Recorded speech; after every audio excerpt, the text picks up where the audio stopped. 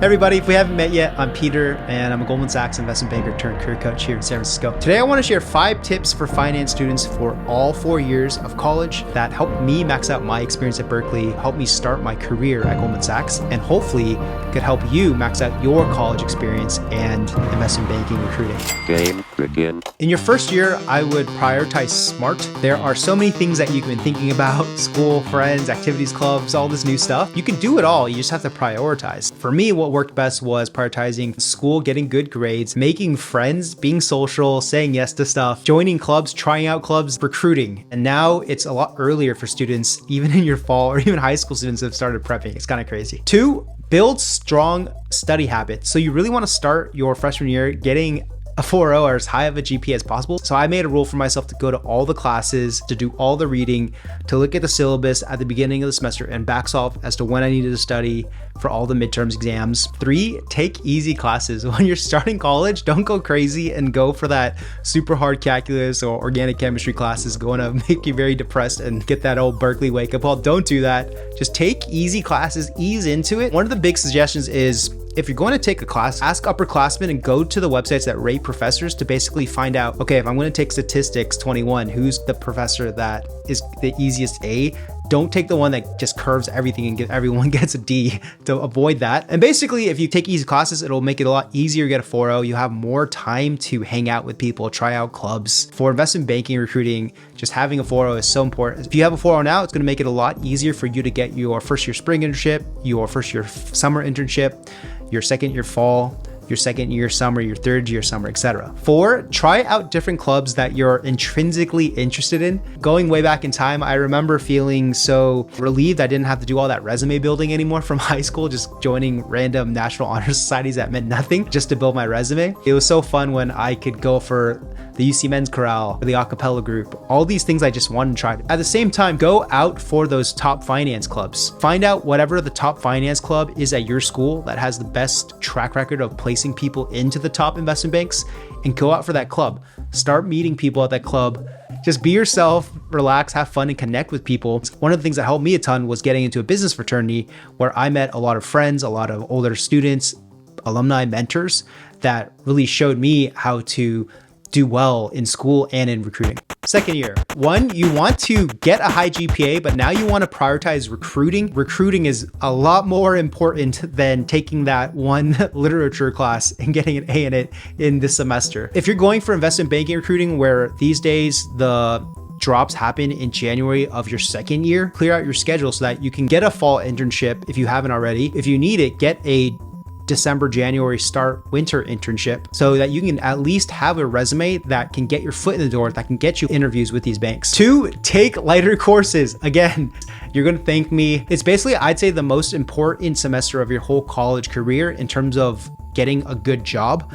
Because if you can get a third year summer investment banking internship, that's going to open up a ton of doors and make it so much easier for you to get into other banks, get into private equity, get into any finance job that you want. And if you don't get into the banks in your third year, you're kind of on a completely different trajectory unless you graduate and then work for a few years and then get an MBA and then go back on cycle to recruit for investment banking. 3, get a fall internship. If you want to have a chance of getting investment banking interviews, then you need at least 1 finance internship by the time you apply around January of your second year. Ideally, you'll have 2. Good candidates have 3 these days, 4. You need at least 1. If you don't have one already, I would definitely get that fall internship, and unpaid is fine as long as you're getting deal experience, valuation experience. And if you already had a summer internship, a spring, having a third one, a fourth one is only going to make you a much stronger applicant and stand out above everyone else that also has done internships, that also has good grades, that's also part of Scholars of Finance. One of the best ways to stand out is to get that fall internship. And ideally, it's related to deals, valuation, so investment banking boutiques, private equity internships. And then it kind of descends from there to things that are a little less deal related, say like wealth management, accounting, consulting, etc. 4, after you lock in your fall internship, go get your second year incoming summer internship ASAP. Ideally, you've locked in your fall internship, say by around October, and a lot of top students already have had their second year summer locked in by the first year summer or by around September, October. Ideally, you could say something like incoming summer analyst at B of A or Morgan Stanley when you're recruiting for your third year in January, February of your second year. 5, stay active in at least one finance club and one fun club. From those, ideally, you're taking on at least one leadership position. For your resume, you want to show that you're interested in finance and well-rounded, and that you're taking on leadership roles. If you'd like to get more career advice around finance, investment banking, definitely click to subscribe. Personally, I would suggest just doing fun clubs that you enjoy and making friends with people that you just care about and like hanging around with. Just doing things that you're passionate about is just good for you. It also does help on your resume when people can feel that passion from you too. For example, I love music, so on my resume, I was talking about a cappella, some of my favorite bands, all those things. And if someone actually talked about that with me, they would be like, wow, Peter really is a passionate guy. So you want to have that in your skills and interests too, and in your extracurriculars. Third year, if you have your investment banking summer analyst offer locked in already, then congratulations.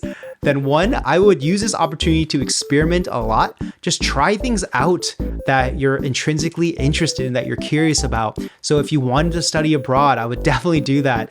If you're interested in a cycling club, go out and go cycle. If you wanted to do an open mic, do a poetry jam, go for it. Like, just try out all those things, because this will help you to figure out what you really want to do with your life. Because once you start work, it's going to be a lot harder to have that time to really experiment and get more clarity on your life purpose, your career, what you really want to do. So it's a very magical time. I'd definitely take advantage of it. 2, study abroad or travel. After college, I did do the whole Europe backpacking thing. I went to Hong Kong, Thailand, and I remember reading advice that don't treat it as a trip of a lifetime, but it is going to be something you remember forever. And looking way back, those trips really were trips of a lifetime, because when you're that young, everything is such a new experience. It's so rich.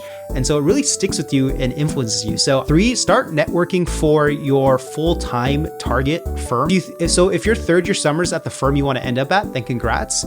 But if you want to go to, say, like a bigger firm, like a Morgan Stanley, a Goldman, then you could start talking to those bankers, start teeing it up so that by the time July rolls around or your third year, once Goldman New York gives out those intern offers and they know who's coming back, they're going to know how many spots they have left over for full-time roles. And you want to be in that first call list where they reach out to the friends and people they know to do those first round of interviews before even the job spec is sent out in public. So you want to network and build relationships and just be friends with people so you'll be in the know for that first wave of full-time interviews. 4, if you don't have the third year summer analyst internship, it is going to be harder, but it is still doable. The best thing in your control is to get more work experience. So get a fall finance internship, a winter internship, a spring internship. And ideally they're in investment banking boutiques or private equity, things that show that you have deal experience. In August, September, when the banks are interviewing for full-time roles, they'll take your resume, they'll take you seriously above the other person that already did a summer at Jefferies, that already did a summer at Barclays. You need to give them a reason to pick your resume over the people that have already done investment banking. And 5, you're gonna need to network a lot more. So focus on the target firms that you wanna go into, that also you have a good chance of getting into, and start building relationships with those bankers, setting up informational interviews, following up with them and getting to know them and finding ways to be helpful for them. So that, again, by that time that July, August critical window opens up, they'll be thinking of you first. Your friend at that bank would actually vouch for you over someone that's already interned at a bank. 4th year, if you've already logged in your full-time offer, congrats. 1, sit back and enjoy this year. You've earned it. You've climbed the hills and the mountains and you've gotten to this vista point. So really enjoy it. You could take on leadership roles in clubs you care about, study abroad, take cool courses you like. Back when I was in your shoes, one of the best things I did was to be the president of my business fraternity, because that taught me what being a good leader was, how to lead by example. And it also showed me that I could be a leader. I went from someone that didn't really see himself as a leader to, hey, I'm the president. I'm actually doing a good job for people I care about. And I finished my music minor. As soon as I graduated, I did all that traveling. It was awesome. So really enjoy this last year, because once you start working, your life's kind of going to be over for a while. 2, take a modeling course and start prepping for your full-time analyst role, because training, it'll go by so quickly and you'll probably spend a lot of that time socializing. So if you can be ahead of the training and already know Excel, PowerPoint, how to build the basic models and be very comfortable with those, then training's gonna be even more fun for you. And once you hit the desk in the fall, your first year as an analyst, you're just gonna be that much more ready and that much more set up to be a top bucket analyst. 3, if you're at a top bulge bracket bank, you have the option to potentially get interviews with mega fund private equity firms. These days, those interviews are starting even before you train for some analysts. You're gonna wanna have some deal experience, be able to talk about this deal, LBO key drivers, what makes a good investment, all that good PE interview stuff. If you don't have a full-time offer yet by your 4th year fall, it is going to be a lot harder, but it's still possible if you have really good work experience, your 1st, 2nd, 3rd year summers, you've done a lot of networking with bankers. What's in your control is to reach back out to the bankers that you're closest with and that are at your target firms where you want to join their firms and you think you have a shot. Reach back out to those bankers, schedule an informational interview, catch up with them, let them know you're looking for full-time roles, see if they have any openings or if they have any advice for how you can best position your application. Even if the doors have closed on the bigger banks, there's still a lot of other banks out there, from the bulge brackets to the elite boutiques to the middle market firms to the regional banks. You can still get into banking. You're just going to have to really hustle and keep putting yourself out there repeatedly. It's kind of like panning for gold. You got to keep going to the river until that gold gem develops. Sometimes roles might open up if, say, an intern rescinds their offer, things like that. Keep networking, keep turning over stones, and keep preparing so that if a door opens, you're ready to walk through it. As a backstop option, you can consider getting a full-time role within finance that can then be your stepping stone to potentially lateral into investment banking or to get into a top business school to then be on cycle again for investment banking recruiting. Because remember, recruiting isn't everything. It's the only thing.